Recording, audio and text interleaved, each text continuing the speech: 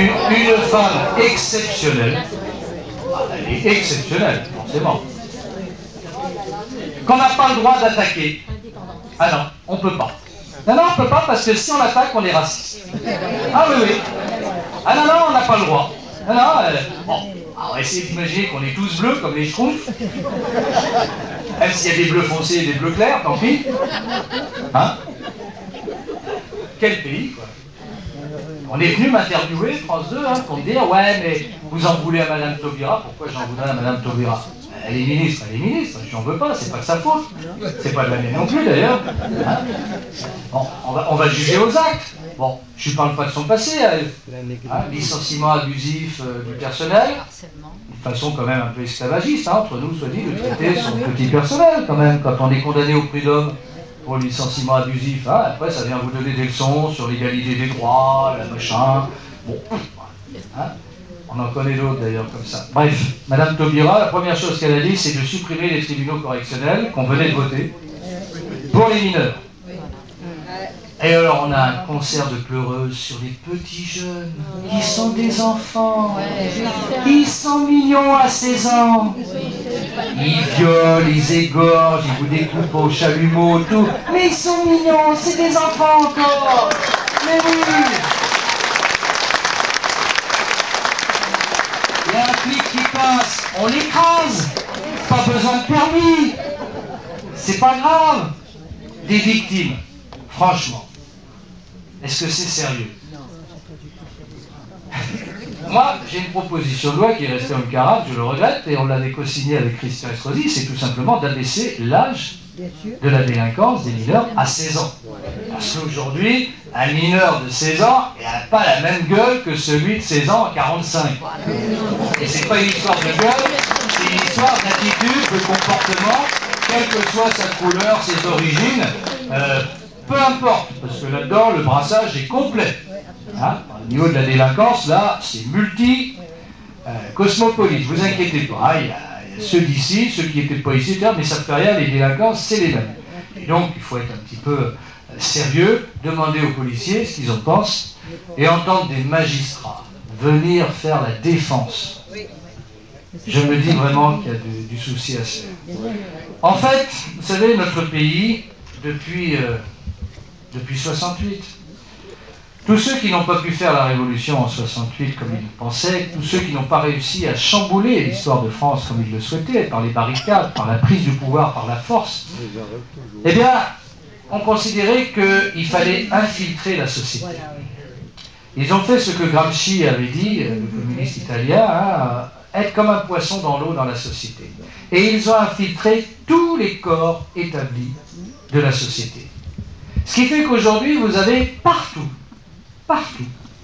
des anciens ou des actuels trotskistes, c'est-à-dire des gens qui ont été fabriqués pour la révolution, pour la destruction du système social et sociétal dans lequel nous sommes, et qui présentent apparemment une apparence conformiste, établie, quoique souvent, hein, même jusque dans l'aspect physique, ça transparaît largement.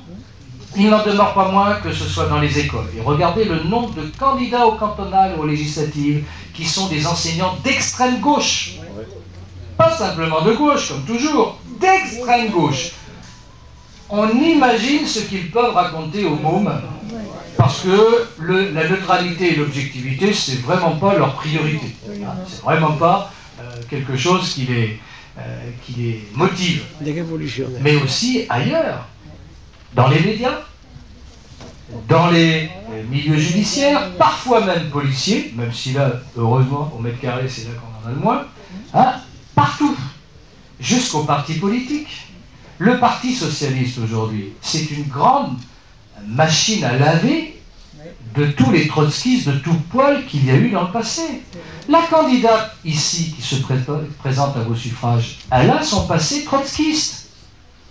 Et en plus, elle était inspecteur des impôts, ça devait être sympa. Tiens, le fisc aussi. Il y en a là qui sont là pour faire payer les riches. Et quand un petit commerçant se retrouve pendu dans son arrière-boutique parce qu'il a été carrément, vraiment persécuté, hein, pour le faire cracher, lui, le salaud de commerçant, hein, qui a planqué de l'argent, eh bien c'est toujours cette haine de classe. Il nous donne des leçons toujours sur la race. qui n'a pas de raison d'être dans ce pays. Mais eux, c'est toujours la haine de classe. Cette haine de classe qui les motive, d'abord sur un fondement très humain, la jalousie, qui permet d'élargir le cercle, pour avoir les gogos qui votent dans le bon sens, mais eux avec une motivation qui est la destruction de tout ce qui fait les fondements de notre société. Et je le dis, se présenter à l'Assemblée nationale uniquement pour parler du fisc, des 3%, etc., c'est être un invertébré. Ceux qui doivent être élus à l'Assemblée nationale, ce sont ceux qui ont un cortex suffisamment développé, une volonté dialectique, cohérente, pour résister justement à cela.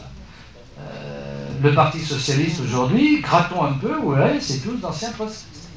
On l'avait vu pour M. Jospin lui-même, en son temps. Bon, c'est pas arrivé à François Hollande, c'est bon. Hein, c'est vrai que quand on est un fils à papa, hein, c'est assez rare. Parfois on fait un complexe, hein, parce que le fils de médecin ORL, excusez-nous, hein, propriétaire de 5 cliniques, la plus riche banlieue de Rouen d'abord et celle de Neuilly après, il ne faut quand même pas nous prendre pour des imbéciles. Mais c'est pas bling bling, hein, quand c'est... Il est simple, hein, il fait simple, il est normal. Il prend le train, il y a un avion qui suit derrière. Tous les flics sont obligés de garder tous les ponts. C'est pas qu'un train, ça roule. Ouais, ça passe sous des ponts, sur des ponts, etc. Chaque fois, il faut des flics pour surveiller le passage du train plaisir. Ça coûte pas cher du tout. Non, il fait faire des économies, c'est bon. Ah, vraiment. Et les journalistes en extase. Monsieur Pujadas, hier soir, on serait cru à Lourdes. Il avait vu Bernadette Soubirous. Quand on se rappelle les interviews il y a encore quelques semaines de l'ancien président et qu'on voit les carpettes aujourd'hui, on est émerveillé. C'est beau. C'est vrai, c'est beau. Hein, c'est merveilleux. À genoux presque.